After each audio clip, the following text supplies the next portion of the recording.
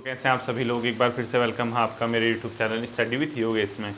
आज आपका अंतिम क्लास है एंशिएंट हिस्ट्री की, जो एनसीईआरटी बेस्ड है। अब आपका एंशिएंट हिस्ट्री की कोई क्लास नहीं आने वाली फिलहाल, ठीक है। यानी आपके एग्ज़ाम तक जो आपके वनडे एग्ज़ाम बेस्ड है वहाँ के लिए एंशिएंट हिस्ट्री के क्वेश्चन अब नहीं आएंगे। आपको क्या करना है, इन 4-5 क्लास जो मैंने एनसीईआरटी की दी और जो इससे पहले की थी वो सारी क्लासेज एनसीईआरटी की है, ठीक है। तो आप लोग क्या करेंगे, इन क्लासेस को अच्छे से देख लेंगे और अच्छे से तैयार कर लेंगे, तो आपका अच्छा खासा क्या हो जाएगा, टॉपिक तैयार हो जाएगा। अब हम लोग क्या करेंगे, यहाँ से जैसे हमारा एनसीईआरटी कंप्लीट हो गया, यानी एनसीईआरटी हिस्ट्री कंप्लीट हो गया, इसके बाद जो है अगली क्लासेज आपके लिए आएंगी। तो आज आप लोग इसको देखिए और इसके बाद छोटी क्लासेज, ज़्यादा लेंदी क्लास नहीं होगी, आप लोगों का काम इससे बन जाएगा, ठीक है। देखिए अब हम लोग शुरुआत करते हैं, क्योंकि वनडे एग्जाम के बेस जो है वनडे एग्जाम आधारित है। कल मैंने आपको लास्ट टाइम पे जो एक क्वेश्चन लिखा था, वीरकल शब्द किस चीज़ के लिए यूज हुआ था। वीरकल स्मारक को बोला जाता था, ठीक है। स्मारक वगैरह बनाए जाते थे ना, स्मारक मतलब किसी चीज़ को किसी की याद में जो चीज़ें बनाई जाती हैं, यानी कोई वीर गति को उस टाइम पे प्राप्त हो गया होगा तो उसकी याद में जो बनाए जाते हैं, बोर्ड वगैरह उसमें कुछ लिखा होगा, वही एक प्रकार के स्मारक आप लोग समझ लीजिए। तो ये आपका वीरकल का मतलब था स्मारक, ठीक है। अब हम लोग यहाँ से क्वेश्चन तैयार करते हैं आज की क्लास के, और आपको आज बहुत कुछ क्वेश्चन, बहुत अच्छे खासे कुछ बहुत इंपॉर्टेंट क्वेश्चन आपको देखने को मिलेंगे। सबसे पहला क्वेश्चन और सबसे मोस्ट इंपॉर्टेंट क्वेश्चन लिखना है आपको, जूनागढ़ अभिलेख किस शासक का है। जूनागढ़ अभिलेख किस शासक का है, ये बहुत इंपॉर्टेंट क्वेश्चन है, ठीक है। जूनागढ़ अभिलेख किस शासक का, इसको ध्यान रखना। ये जूनागढ़ अभिलेख है, रुद्रदामन नाम का एक शासक था, ये मोस्ट इंपोर्टेंट कर देना। ये शक राजा था रुद्रदामन, इसका ये जूनागढ़ अभिलेख है, ठीक है। रुद्रदामन, और ये रुद्रदामन, ये जूनागढ़ अभिलेख जो रुद्रदामन है, शक राजाओं में सबसे सर्वश्रेष्ठ है, सबसे प्रतापी राजा माना जाता है। शकू में सबसे महान राजा था ये, ठीक है। शकू का सबसे श्रेष्ठ या सबसे महान राजा इसको आप लोग कह सकते हैं, ठीक है। और ये जो जूनागढ़ है, ये जूनागढ़ अभिलेख रुद्रदामन का कहाँ पाया गया, गुजरात के काठियावाड़ में। गुजरात के काठियावाड़ में ये पाया गया, ठीक है। काठियावाड़ है मतलब पाया गया क्या, वहाँ है काठियावाड़ नाम की जगह पे आपका ये देखने को मिलेगा जूनागढ़ अभिलेख का, ठीक है। एक क्वेश्चन ये बहुत इंपॉर्टेंट है।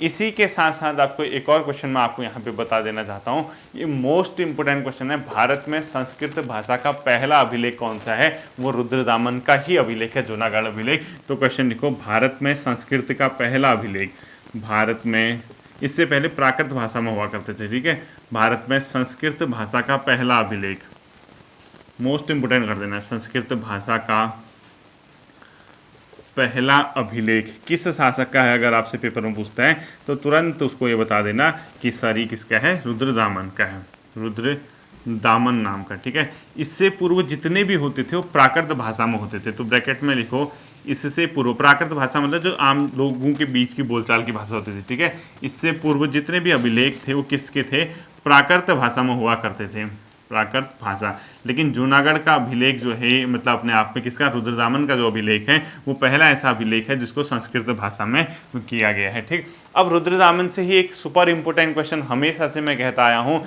सुदर्शन झील का जीर्णोद्धार करने वाला शासक कौन था, रुद्रदामन था, ठीक है। तो ये मोस्ट इंपोर्टेंट क्वेश्चन है हमेशा के लिए, सुदर्शन झील का जीर्णोद्धार मतलब कि एक प्रकार का रिपेयर, ठीक है। जीर्णोद्धार, उसको मरे थके की स्थिति से पुनः जीवित करने वाली बात, ठीक है। सुदर्शन झील का जीर्णोद्धार करने वाला जो शासक था उसका नाम था रुद्रदामन। ये सुपर इंपोर्टेंट क्वेश्चन है, रुद्रदामन। अब हमेशा याद रखना, ये जो सुदर्शन झील पे जो क्वेश्चन आता है, इसको अलग अलग शासकों ने इसका क्या किया, किसी ने अशोक के टाइम पीरियड पे इसका मतलब पुनर्नवीनीकरण करने का प्रयास किया गया, या उससे पहले इसका जो निर्माण किया गया था, एक शासक क्या कहेंगे, गवर्नर था चंद्रगुप्त मौर्य का, उसने इसका निर्माण किया था, उसका नाम था पुष्यगुप्त वैश्य, ठीक है।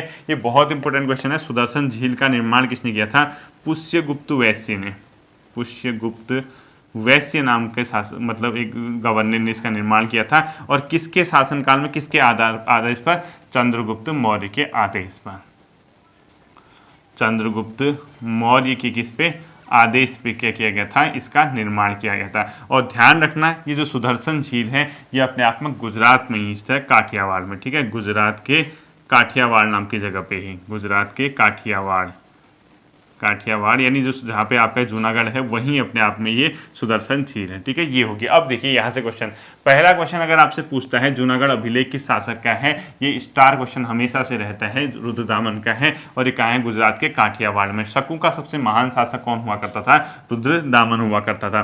भारत में संस्कृत भाषा का पहला अभिलेख किस शासक का मिला, सुपर इंपोर्टेंट क्वेश्चन है, रुद्रदामन का। और इससे पहले के जो अभिलेख मिलते थे वो प्राकृत भाषा में मिलते थे, ये भी आप लोगों को ध्यान रखना होगा। सुदर्शन झील का जीर्णोद्धार कराने वाला शासक कौन था, रुद्रदामन था। और ये सुदर्शन झील का निर्माण किसने किया था, अगर पूछेगा, पुष्यगुप्त वैश्य ने। और किसके समय में किया था, चंद्रगुप्त मौर्य के आदेश पे इसका निर्माण किया गया था। ठीक है, ये आपको क्या रखने, ध्यान रखने हैं। अब आपका यहीं से क्वेश्चन आपका और आता है, जैसे पश्चिमोत्तर भारत है, यानी पश्चिमोत्तर भारत का मतलब जैसे ये डायरेक्शन होती है, ठीक है, नॉर्थ साउथ ईस्ट वेस्ट, इसको बोलेंगे नॉर्थ वेस्ट, इसको बोलेंगे नॉर्थ ईस्ट, इसको बोलेंगे साउथ ईस्ट और इसको बोलेंगे साउथ वेस्ट। यही तो बोलते हैं ना डायरेक्शन, इन दोनों के बीच का है तो साउथ वेस्ट। इनको तो जो मैं आपको बता रहा हूँ पश्चिमोत्तर, पश्चिम और उत्तर के बीच का, यानी ये वेस्ट हो गया, ये नॉर्थ हो गया, इसके बीच का जो भाग होगा वो बोला जाएगा नॉर्थ वेस्ट, यानी पश्चिमोत्तर।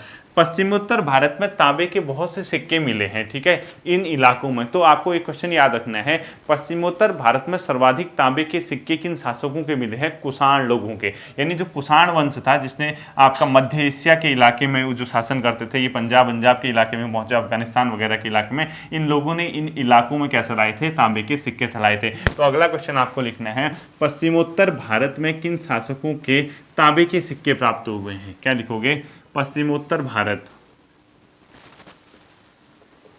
पश्चिमोत्तर भारत में किन शासकों के, पश्चिमोत्तर भारत में किन शासकों के तांबे के सिक्के, तांबे के सिक्के प्राप्त हुए, इसका आंसर होगा कुषाण शासकों के। ठीक है, यानी पश्चिमोत्तर भारत में किन शासकों के तांबे के सिक्के अगर मिले हैं पूछता आपको, तो किसका मिलता है, कुषाण शासकों के। ये भी आप लोगों को क्या रखना होगा, ध्यान रखना होगा। ठीक है, पश्चिमोत्तर भारत में किन शासकों के तांबे के सिक्के प्राप्त हुए हैं, ये मिले हैं कुषाण शासकों के। ये भी अपने आप में इंपॉर्टेंट क्वेश्चन है।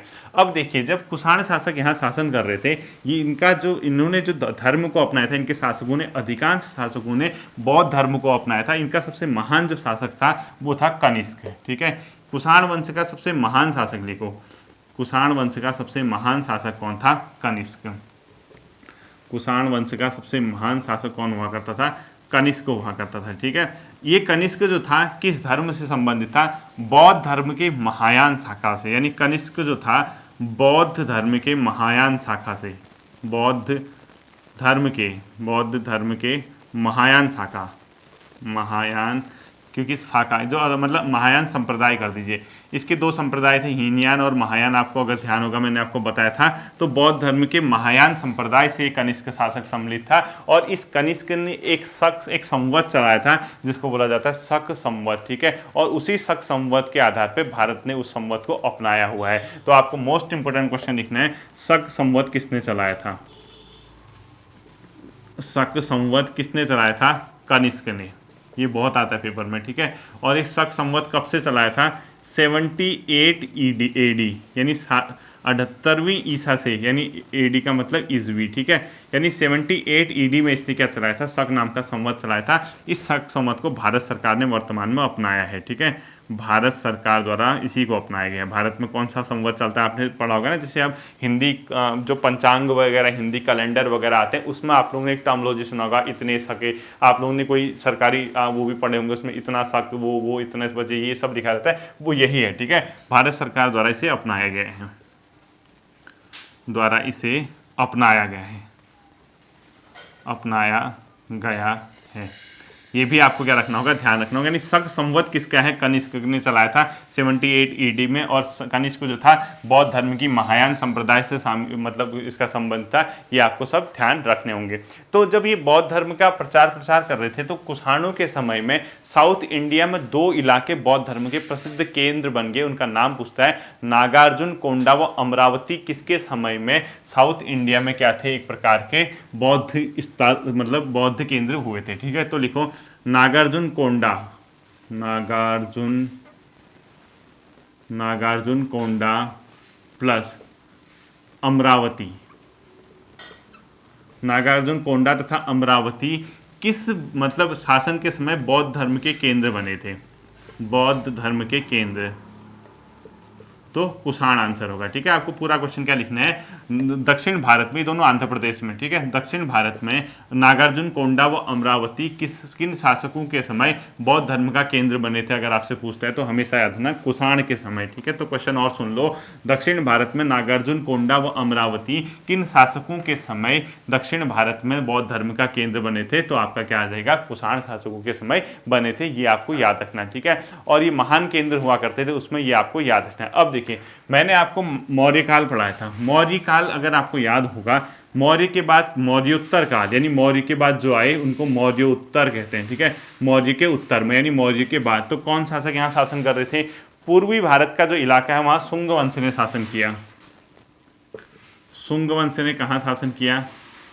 पूर्व भारत में। इसके अलावा जो दूसरा है वो है आपका कौरलव वंश, वो मध्य भारत में, और दक्षिण भारत में सातवाहन वंश ने। कौरलव वंश ने कहाँ किया? मध्य भारत में, यानी मिडिल इंडिया में। ठीक है, जहाँ एमपी वगैरह है मध्य भारत में। और इसके अलावा जो अपने आप में तीसरा आता है वो आता है सातवाहन। सातवाहन लोगों ने कहाँ किया? दक्षिण भारत में, यानी साउथ इंडिया में किन लोगों ने किया? दक्षिण भारत में मौर्योत्तर काल के बाद शासन करने वाले प्रमुख शासक वंश ये थे। ठीक है, और सातवाहन के बारे में मैंने आपको हल्का फुल्का लास्ट क्लास में आइडिया भी दिया था। अब देखिए आपको क्या करना है, जैसे मध्य एशिया से कुछ लोग आए। अब आप मध्य एशिया कहाँ हुआ? जैसे आपने इंडिया देखा होगा, इसके इधर पाकिस्तान, अफगानिस्तान, उसके ऊपर के जो इलाके हैं उज्बेकिस्तान, तुर्कमेनिस्तान, ये जो इलाका है चीन का जो वेस्टर्न इलाका है, ये पूरा का पूरा इलाका मध्य एशिया कहलाता है। ठीक है, यानी आपका सेंटर एशिया जिसको बोलते हैं। तो मध्य एशिया से इन इलाकों में बहुत से शासक आया करते थे। तो भारत में जो मध्य एशिया से आए हुए शासक थे उनमें सर्वप्रथम किन शासकों ने राजाओं के नाम वाले सिक्के चलाए थे? ठीक है, तो राजाओं के नाम यानी उनके सिक्कों पे, उनके जो कॉइन थे उस पर राजाओं के नाम होंगे। तो आपको क्या लिखना है, मध्य एशिया से भारत आए, मध्य एशिया से भारत आए किन शासकों ने सर्वप्रथम राजाओं के नाम के सिक्के चलाए? राजाओं के नाम के सिक्के, यानी आपने क्या लिखना है, मध्य एशिया से भारत आए किन शासकों ने सबसे पहले राजाओं के नाम के सिक्के चलाए, यानी इनके सिक्कों में राजाओं के नाम अंकित थे, वो थे हिंद यूनानी शासक। ठीक है, क्या लिखोगे उसको? हिंद यूनानी शासक। हिंद यूनानी शासकों ने सबसे पहले ऐसे सिक्के चलाए जिनमें राजाओं के नाम भी क्या थे? सिक्के थे, यानी राजाओं के नाम उनके सिक्कों पर अंकित थे। ये आपको क्या रखना है, ध्यान रखना हो गया। ठीक है, अब यहीं पे जो मध्य एशियाई थे उन लोगों ने आक्रमण भी किया। तो भारत में मध्य एशियाई आक्रमण लिखो, किन लोगों ने किस क्रम में किया?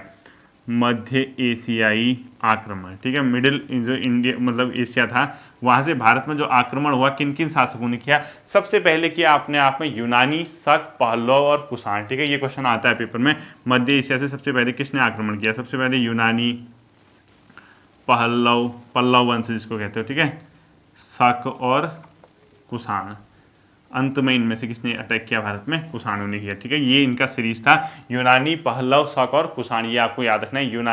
यूनानी शक पहले कर देना। ठीक है, यूनानी से पहले शक करना, यूनानी, शक वंश, शक, फिर पहलव आएगा, थर्ड में लिखना पहलव। ठीक है, पहलव, फिर आएगा कुषाण, यानी यूनानी, शक, पहलव और कुषाण, इन लोगों ने मध्य एशियाई आक्रमण जो हुआ था भारत में इस सीरीज में हुआ था। यूनानी, शक, पहलव और कुषाण। आपसे क्वेश्चन अगर ऐसे भी पूछ सकता है या किसने सबसे पहले किया अगर पूछेगा तो आप लोग ये याद रखना, यूनानी थे इनमें सबसे पहले अटैक करने वाले। ठीक है, अब आपको एक क्वेश्चन बताता हूँ। इन्हीं यूनानियों का एक सबसे फेमस शासक था जिसका नाम था मीनांदर।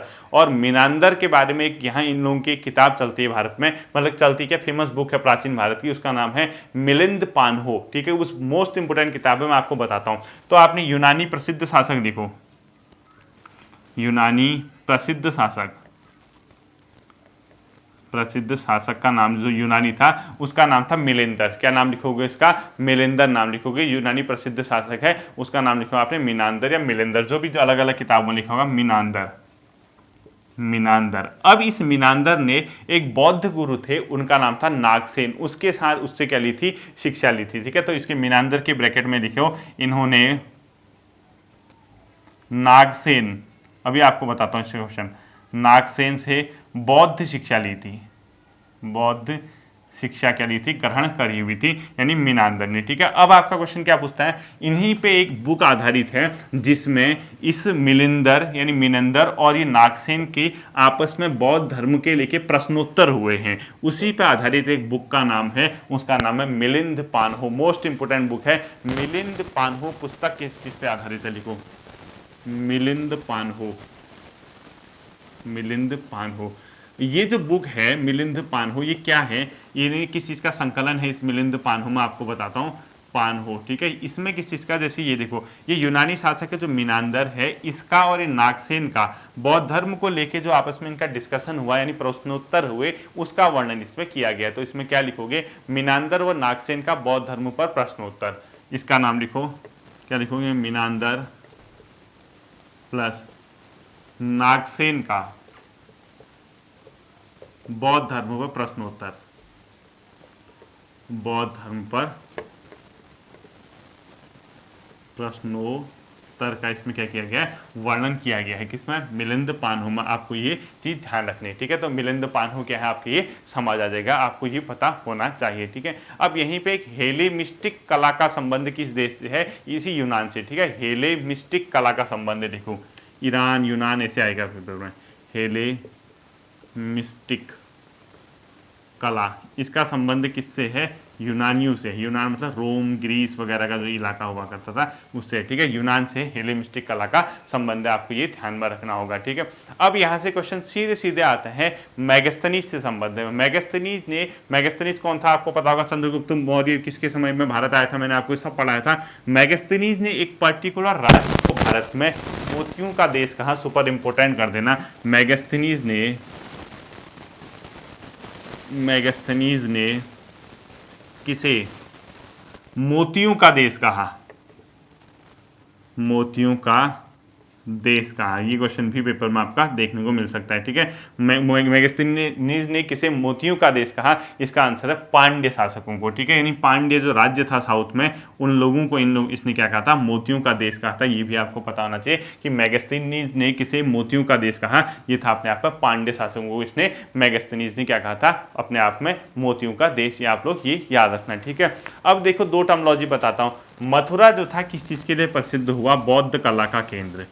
प्राचीन भारत में मथुरा किस चीज के लिए प्रसिद्ध हुआ, बौद्ध कला का केंद्र, बौद्ध कला का केंद्र हुआ। ठीक है, इसी प्रकार से एक और टर्मोलॉजी है, उसको बताते हैं श्रेणी। श्रेणी क्या होता था, शिल्पी वर्ग का संगठन। ठीक है, मैंने आपको पहले भी बताया था, श्रेणी किसको कहा जाता था, शिल्पी वर्ग का संगठन,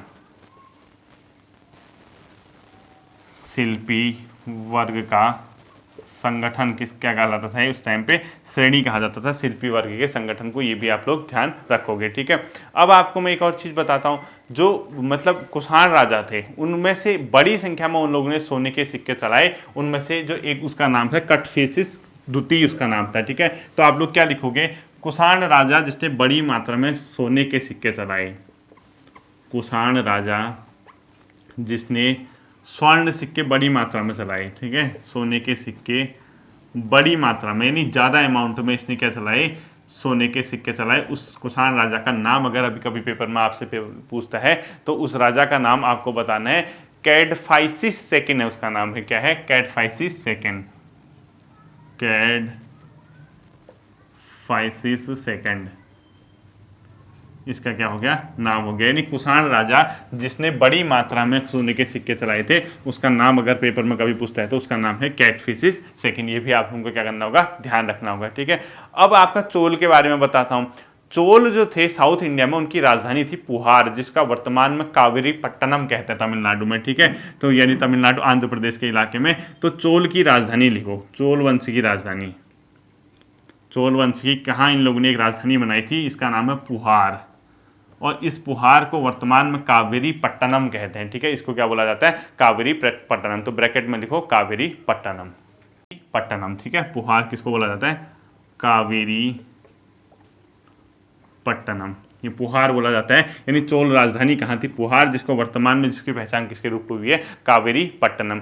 चोल के साथ ही एक और यहाँ पे एक इनका राजा था जिसने श्रीलंका को जीतकर 50 वर्षों तक शासन किया। तो लिखो श्रीलंका को जीतकर 50 वर्षों तक शासन वहाँ। ठीक है, श्रीलंका को जीतकर 50 वर्ष तक शासन,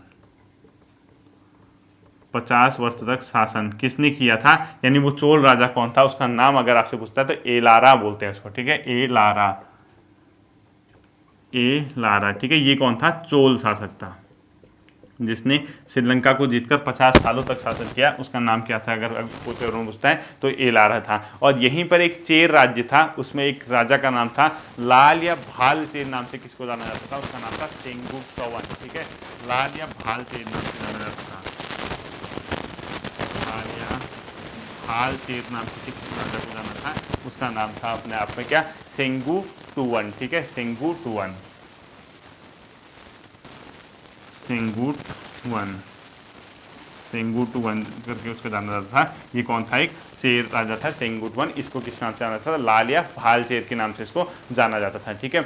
अब देखिए 2-3 क्वेश्चन और बचते हैं। एक आप लिख लीजिए, फारस की खाड़ी का पता करने वाला रोम सम्राट कौन था, उसका नाम था ट्रोजन। ये आपका हो सकता है वर्ल्ड ज्योग्राफी के हिसाब से कहीं भी पूछ सकते हैं। तो फारस की खाड़ी को पता करने वाला रोम सम्राट, फारस की खाड़ी का पता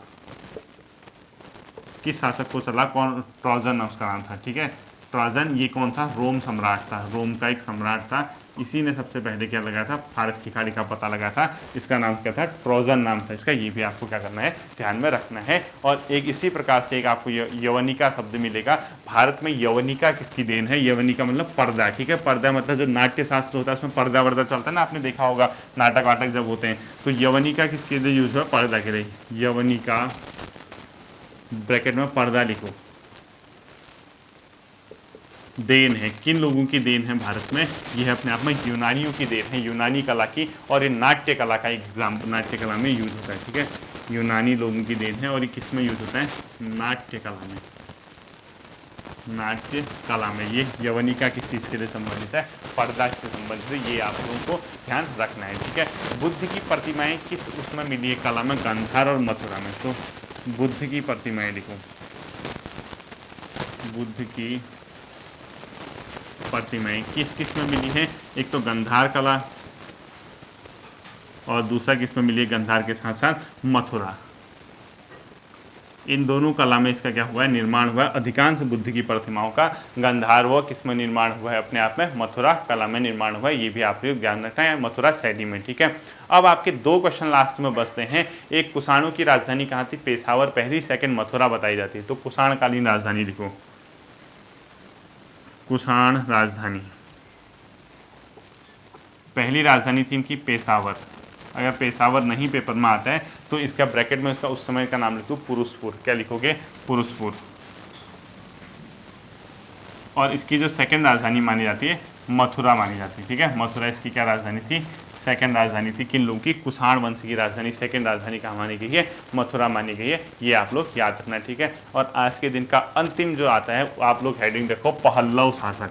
2-3 फैक्ट इसमें बता देता हूँ और आपका इसी के साथ क्या हो जाएगा, एनसीईआरटी हिस्ट्री कंप्लीट हो जाएगा। और उम्मीद करूँगा कि यहीं से आपका कोई ना कोई क्वेश्चन आ जाएगा पेपर में, ठीक है। तो लिखो, अंतिम लिखो, पहल्लव।